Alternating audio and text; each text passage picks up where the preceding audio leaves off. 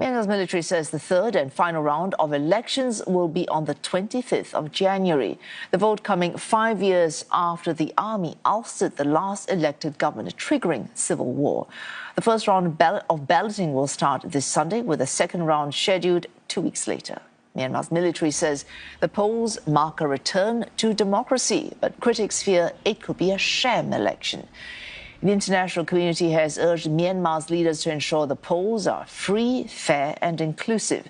The United Nations has criticized the military government's crackdown on dissent ahead of the vote. CNA's senior correspondent Liang Wai-kit explains how polls will take place amid ongoing violence. Myanmar's upcoming elections will be held in 3 phases: December 28, January 11, and the third phase 2 weeks later. The staggered schedule reflects the country's continuing instability, with conflict and violence still raging in several regions of the country.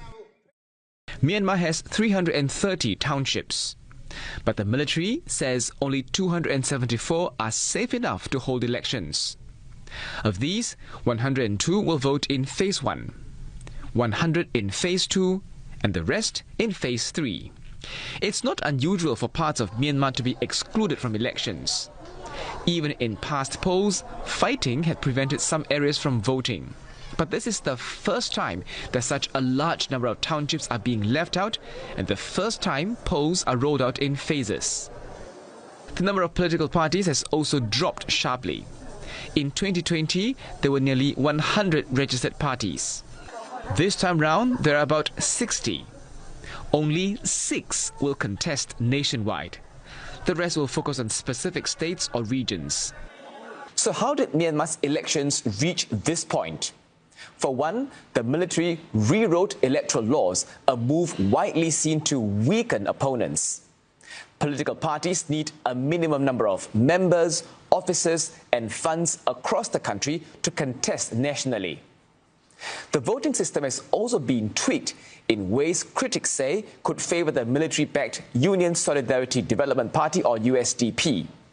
But beyond questions of fairness, there's a bigger issue, and that's the legitimacy of the polls. Even if only 1% were to cast a ballot, the junta would shamelessly use it as a claim to legitimacy. So that's why our message, therefore, is very not simply a call to boycotts. It is also a call to refuse complicity in the military's attempt to entrench its power through the stage performance. ASEAN has urged the military to ensure polls are free, fair and inclusive. As a bloc, it will not send an official observer mission out of concerns that doing so could legitimize the vote. Individual ASEAN members, however, may still send observers on a bilateral basis. Countries like China, India and Russia have said they'll send observers. Closer to home, Cambodia and Thailand have indicated they're open to sending observers. But the international community does not have much confidence, so it has to do all it can to overcome that. I think having observers come and see for themselves and being on the ground is therefore very important.